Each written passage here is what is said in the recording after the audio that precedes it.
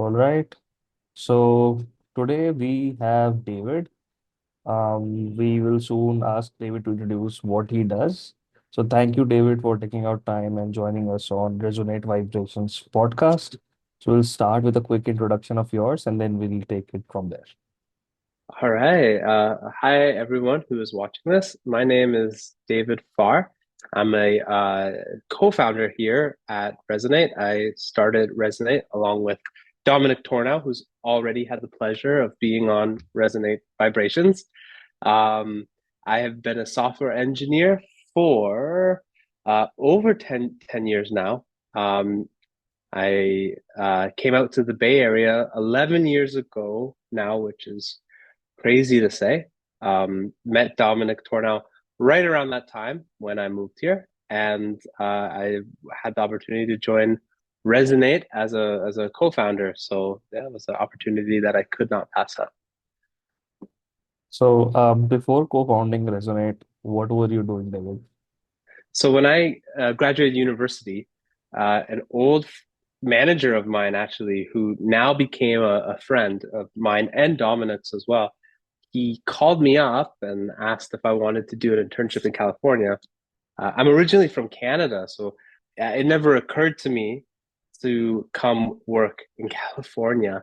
And in fact, I did not even know that the Silicon Valley was in the Bay Area. Like I knew it was in California. It could have been LA, it could have been anywhere in California.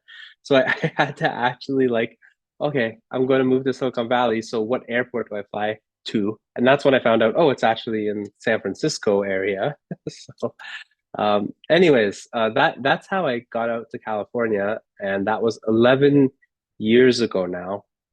When I first came out here, I worked at SAP, and I had the pleasure of meeting Dominic there and working under Dominic and really learning from his mentorship. We worked together for about 4 or 5 years at SAP, so we were there for quite a while together on the same team. After SAP, I moved home to Canada and I wanted to give the startup ecosystem a spin. So I joined a startup called Rubik Cloud Technologies, which was it was already 100 employees at that point, so it was definitely not early stage. Well past Series B funding, I believe. Um, it wasn't the most rewarding experience for me, but I certainly got to learn a little bit about how uh, venture funded startups operate. And after a year there, I had the opportunity to move back to California, which I was missing the sun by that point. So I, I moved back to California. This was just before COVID. And I started at Intuit, which is a fantastic company to work for here in the Bay Area. Well, everywhere, but the headquarters is here in the Bay Area. And I really enjoyed working there. I was at a point in my life where I needed like a strong social scene. And then about 6 months or so after starting work there, COVID hit. Social scene was gone. That nothing to do with Intuit. That was, we all know, COVID. So I ended up staying at Intuit for 3 years, long enough to for the return to office. It was a great experience, fantastic place to work, great people, really interesting things to work on. And I was very happy at Intuit and had zero intention of leaving. But then Dominic, who I stayed in touch with from my SAP days, called me up, and it was very clear that joining him to start Resonate was a once in a lifetime opportunity that I couldn't pass up. So now here I am at Resonate. So you have worked initially with, a big company like SAP. Then you joined a little smaller company with 100 employees, then back to a bigger company, and now we are four people. So how does this journey look like? How hard or easy it was for you to, say that, hey, okay, Intuit is great. but I want to leave everything and do this thing. I have to admit it was a very difficult decision. I'm not sure Dominic knows how back and forth I went on the decision. Um, if I was younger, if I was in my early 20s, it would have been a no-brainer, like join Resonate. It is certainly a once in a lifetime type opportunity. It's not often this comes around. But I'm now, I hate to admit it, I'm in my mid 30s, and I'm at a point in my life where I was looking for that stability and some of the incentives and programs that large companies offer that small companies don't. So being where I am in my personal life, it made joining, leaving into it. The draw was there to join. It was the leaving that was hard. It made leaving into it hard. I had to think about it a lot. But ultimately, uh, you know, the opportunity to join as a co-founder, a well-funded startup was just too great of an opportunity to pass on. I realized that, if I let it slip by, I may never get this opportunity again. And I really, really enjoyed working with Dominic. He's very smart. He also has an engineering first mindset. I think that comes very much across when you talk to him. So I knew that joining a startup this time around with a CEO who comes from the engineering world would be a much better situation than the previous small company that I was at, where the leadership had more of business oriented mindset. So I was hoping, and given the fact that I'm a founder, able to influence some of the uh, culture here at Resonate, um, I was hoping, and so far so good, that things would go quite differently than my previous startup experience. Um, so ultimately, all of the sum of all of those things together kind of just outweighed um, into it as much as I enjoyed working there, and that is what convinced me to take the leap of faith. Yeah. This reminds me of something which I was thinking yesterday and also talking to my wife about it. That in as we progress in life, I mean, at least as an engineer, rather than skill or knowledge, it becomes more important to be somebody who is good to work with. People want to work with you, even though, let's say, you might not have all the necessary skills on the first day. So, how, when you say, that you enjoyed working with Dominic, and I suppose Dominic also enjoyed working with you since you guys are working together now. So, I hope as so. a so as a co-founder, when let's say tomorrow we'll, increase the team size and everything. So, what does working well with you, enjoying working with you, with somebody means? Yeah, yeah, good question. So the reason why I specifically enjoy working with Dominic goes beyond like how uh, strong of an engineer he is, right? Like there's a lot of opportunity to learn, especially as a junior developer under Dominic.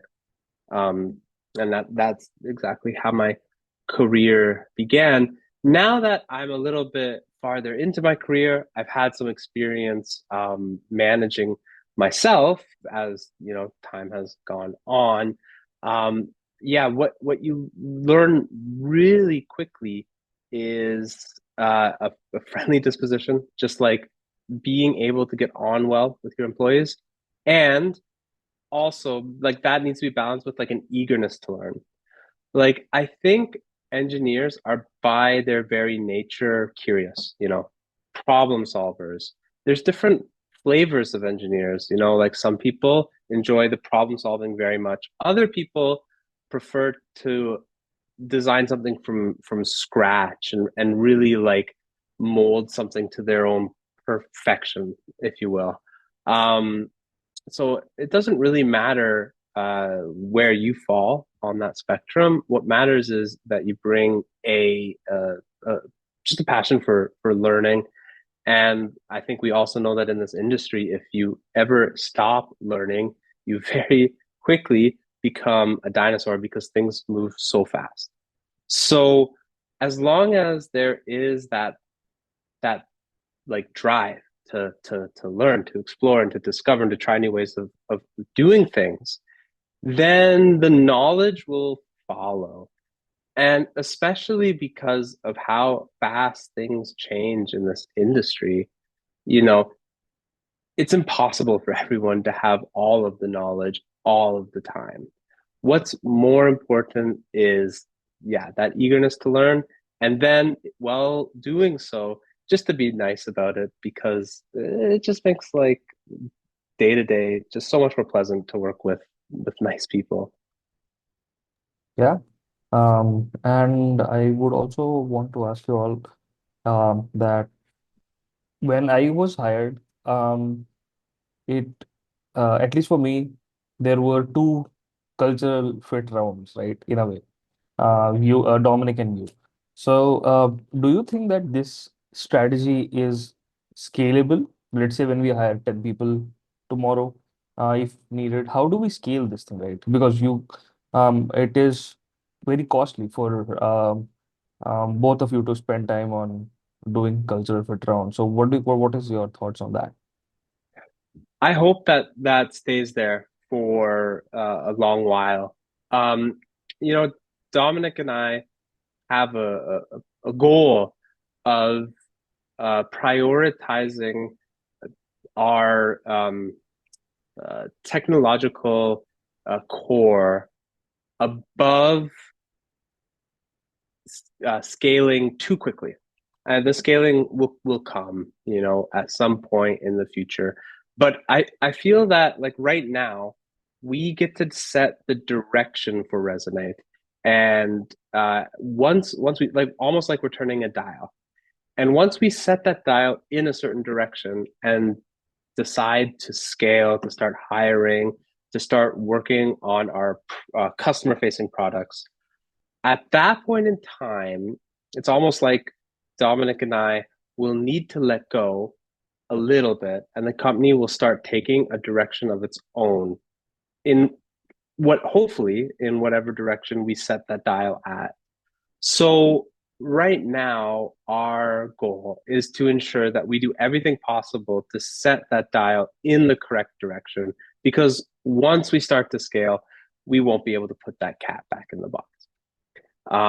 So especially in the initial phase, I think that Dominic and I will be very hands-on in the hiring. I can't imagine a more important thing that we do because like I've right now you know people there's four of us, which means that with Dominic as CEO, more the public face, that leaves the three of us to be the sole engineers. So a lot of us are very hands-on currently, including myself. That's not going to work forever. So at some point, I think it's going to be a necessity for us to hire.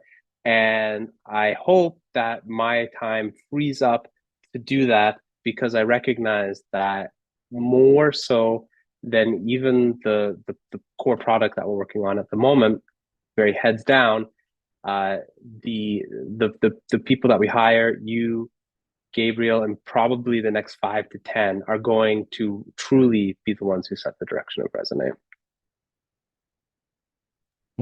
That is pretty interesting. Now, I also want to talk to you about the how the usually the work split is. So, you said that Dominic is the CEO, he's the face of the company. So, if somebody starts a new startup, right, with and where he's not the CEO, so what does his work look like initially? Do you think that everybody contributes equally to the vision and everything, or we should just leave those things to the CEO and we just focus on building the product? So how does a non-CEO co-founder role looks like in the system?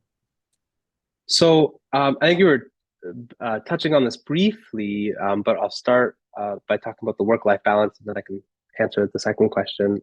One of the things that I was worried about in joining the startup is the work life balance. Um, and you know, like I'm ambitious. I feel like I want to do a good job, but I also don't want my life to be just solely about work. I got married last year. I got a dog. It takes a lot of time, and that's my like true love in life, right? Like like work will always come after that. So I have to say, and maybe this is because Dominic is German and I'm Canadian, so we come from a little bit of a different culture when it comes to work-life balance. The workload is not what I expect it to be. You hear kind of these horror stories about startups that it consumes everything from you. You know, all of your time is gone and you're just giving everything to this company in the hopes that one day it might, go to the moon or something.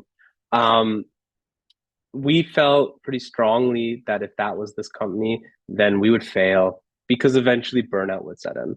So, yeah, like so far, it's been uh, there's some weeks where maybe you work quite a bit more than 40 hours a week. There's some weeks where you hit 40 hours a week on the nose.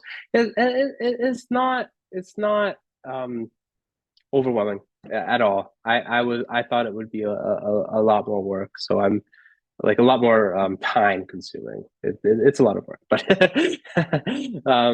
but I've been able to maintain like a pretty good work life balance, and that's a value of Dominic's as well as mine. So I hope we can keep that going forward.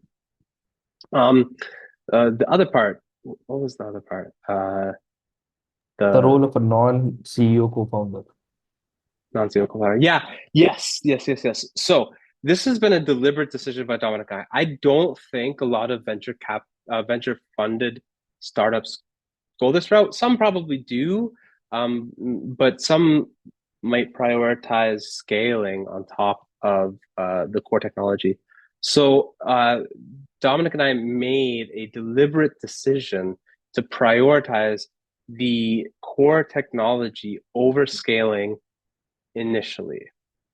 Now that won't last forever, but that's the phase that we're in now. That's why at the moment, after not not quite a year, it's been like 7 or 8 months so far. We have 4 employees, and two of those are myself and Dominic. Yeah, some of the core parts of our technology is the distributed async await. We wanted that to be rock solid before we really start scaling up. So what that has meant for me as the other co-founder is that I've taken on a much more technical role than what I suspect co-founders in startups that prioritize scaling would do. So that means a lot of hands-on coding, a lot of working with you people and Gabriel, a lot of writing up design docs for new features, but more than just that, like a lot of actually implementing that myself. Um, at this point, you caught me on a day where I have been heads down for like a couple of weeks, and I'm starting to get to the point where the grass is always greener on the other side, right? So I'm looking at, okay, eventually my role will change a little bit more to hiring, mentorship, direction setting, the kind of more traditional things I think we would think about a co-founder. And I look forward to those days because at this point, like there's like coding burnout. It's like that's it. Like I don't want to look at this anymore. Um, but inevitably, I would imagine that once I start to take on that role and that becomes my day to day, then I'll look back on the other side and see that the grass is greener over there. So I do hope to affect some kind of balance there, and I do hope that I never fully give up the engineering aspect of the role because I do enjoy that. Like that's where my passion is. This reminds me of a question that you mentioned initially. You enjoyed working at a startup because there was, at least in Resonate, because you are working with Dominic, who has an engineering bent, engineering focus, right? So eventually, when Resonate will also grow, I'm assuming, and everybody has different opinion on this. We will start to have the engineering management sort of things in Resonate. So, what are which your happened this week. Yeah. yeah? So, what are your thoughts on that? For example, I think it was I don't know Facebook or somebody who uh, who who had hired a lot of the engineering management thing became really fat The middle that year. management. The middle Yeah. management, yes. So, what Yeah. are your views on that? Because you have seen both worlds, startups and bigger companies. So how do we affect that balance? How do we figure out the best way for our ideas and vision to translate into actual work items? I think that's something that we're like just getting started on. Because right now it's the four of us, and it's very hard for things to get lost in translation when it's just four. So now we start this project management uh, side gig, side gig, I don't know, whatever you want to call Issues. it. We started early, so we exercise that muscle. So hopefully, once we do scale, we'll get those lost in translation errors to a minimum. Hmm. Yeah, and I mean, right now it may look little irritating as well, since we were not doing it initially and now we are starting to do it. But I definitely see a value of that. There's also bureaucracy, right? So like we also do Yeah. it for tax reasons, and like what you're gonna do, like that's one of the two Mm, certainties in life, right? Death and mm, taxes. So yeah. So at Resonate, we are essentially building developer tools, right? And working with you, I have seen that, so similar to, let's say, when we write Rust or when we write Python, we have a way to do that. So I have, and I don't think I imbibe that yet, but I have seen you completely imbibing the philosophy of dead simple, right? So, as since you are so much hands-on right now, what exactly do you mean when you say dead simple? And how are we incorporating those ideologies in our own code base?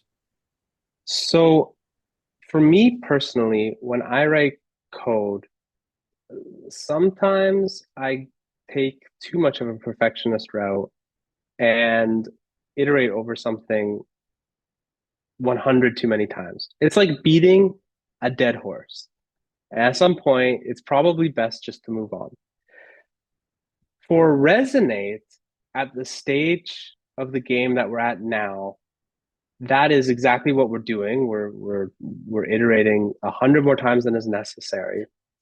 And at any other place, at any other time, including later on in Resonate life, we'll need to just move on because you got to move the needle. However, at this early stage, getting all of the foundation perfectly correct is so tantamount to our future success that we afford ourselves this time, these months to really get it perfect. So that's what I feel that we're doing, and what that concretely means is we're going to ship V1 at the end of the month in early April, so early next month. And my goal for V1 of Resonate is for Resonate to do distributed async await with everything that does not contribute to async await removed. Which means right now, more than anything, we're not packing in features. We ship in like 2 weeks and we're not packing in features. If anything, I've removed 18 features instead. And that's not to say that these features won't find their way back in. I fully suspect that they will. But for V1, we would prefer for Resonate to do nothing else other than the core abstractions required to do distributed async await. We're already talking about other features that extend that, right? We're talking about the task framework. We're talking about distributed tracing. We're talking about rate limiting, a bunch of things. These are all on our backlogs. Likely you will not find these in V1 because they're not dead simple yet. So right now, what's most important is running a function, recovering a function, and running that function distributed. That's it.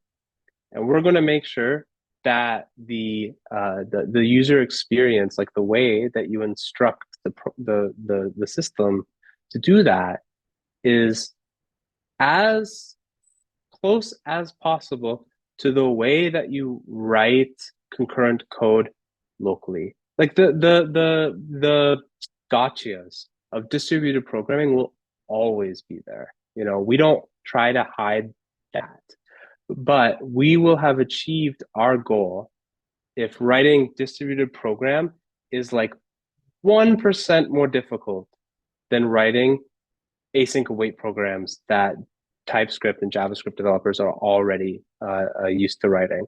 So, you know, maybe in V1 we won't hit the 1% more complicated. It might be more like 5 or 10% more complicated, but we're going to keep working to get that number down. And hopefully one day it'll just be second nature, right? Like if you write concurrent TypeScript code, you're going to reach for Resonate because you really want that distributed async await natively.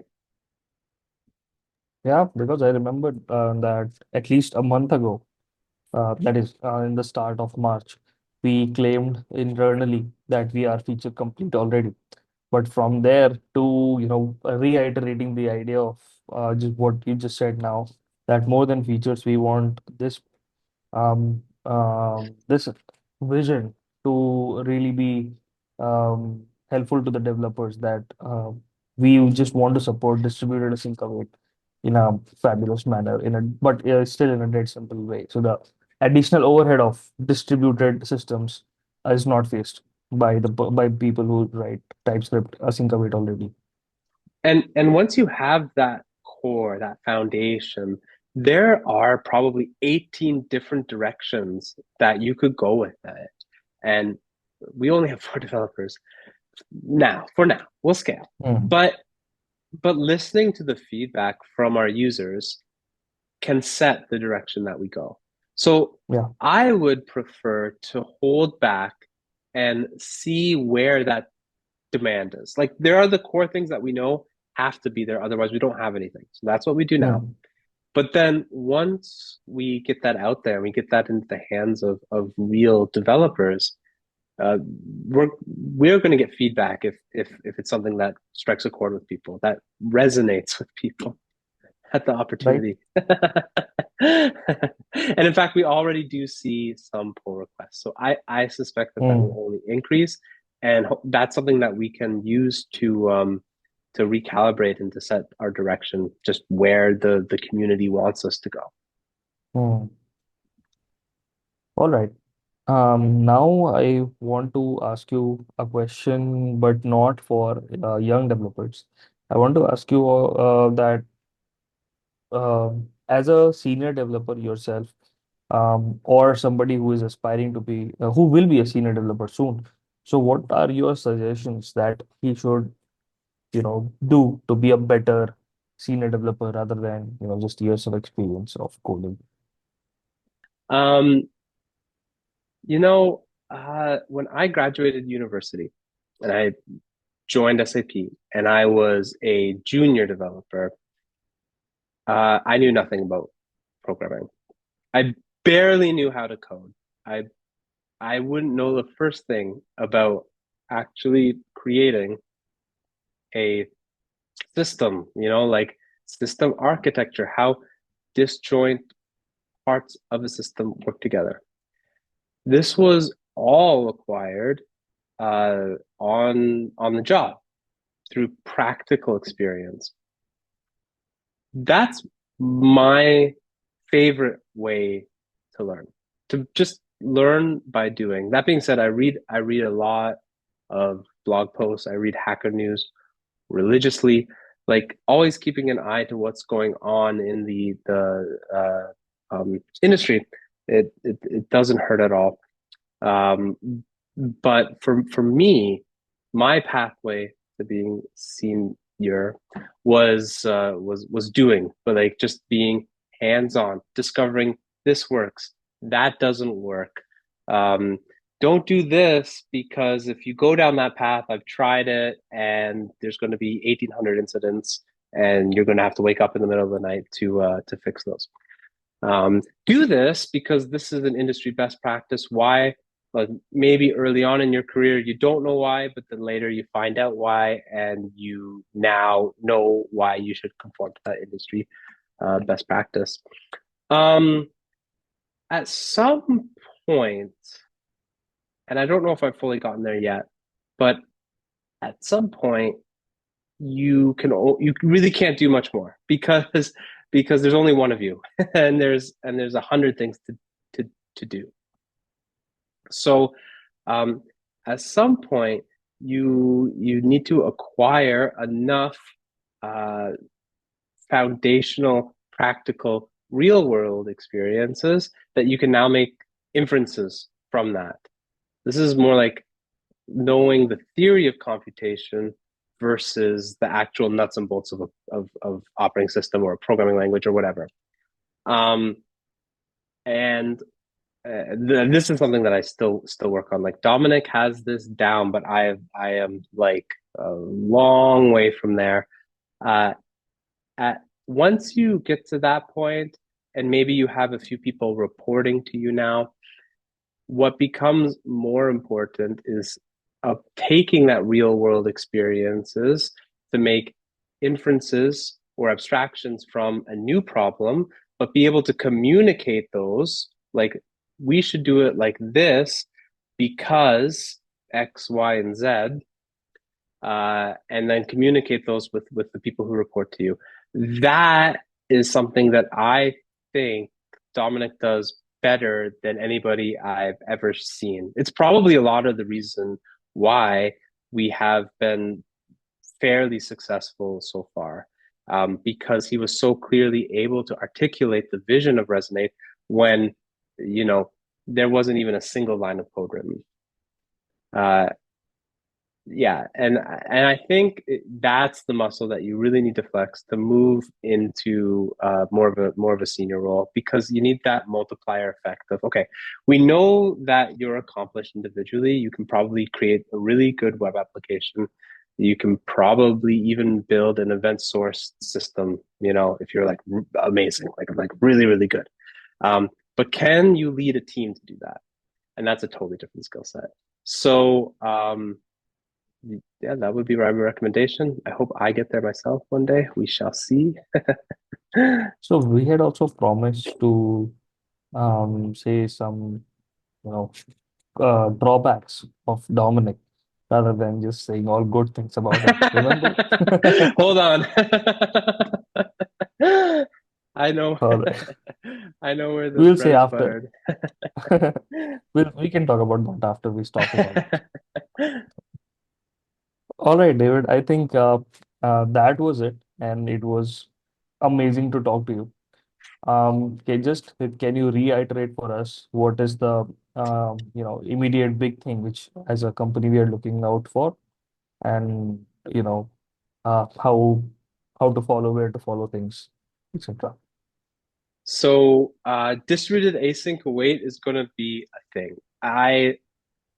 No one's ever asked me for my prediction before. Is probably the closest it's ever been. So you might hear other iterations of that, like durable async await is quite common. We're trying to pivot to distributed async await. I think it's going to be a buzzword of, if not 2024, then 2025. Like there are a number of players in the game. We're going to be the best because we're going to be dead simple. Uh, and yeah, just it's a very exciting moment to be working on this problem. And one thing that I never lose sight of is the fact that we're building technology for technology Mm, people, right? For for companies. Like you could say we're a dev tool. It's not really a dev tool.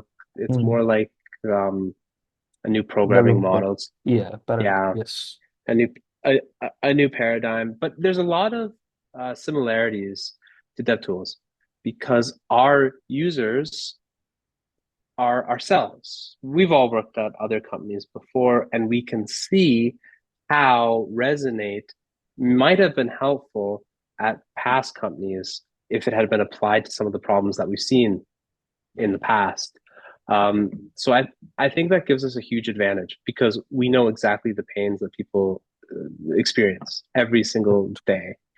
And I don't know about other people, but for myself, when something is um, simple to use, the cognitive overload to understand what's going on underneath the hood is minimal. Those tend to be the tools that I want to use and encourage uh, teams to incorporate. Um, so my goal is like because we all come from that background, we're effectively designing it for ourselves. Like that's something that we should be able to excel at. And let's see because at some point that simple becomes a matter of personal taste. So hopefully, like we get things to a point as dead simple as possible, and then any farther would just become a matter of taste. So like hopefully a lot of people agree with our Hmm. taste. We'll find out. But because Dominic and me and you and Gabriel all come with this past experience, we all know what developers like.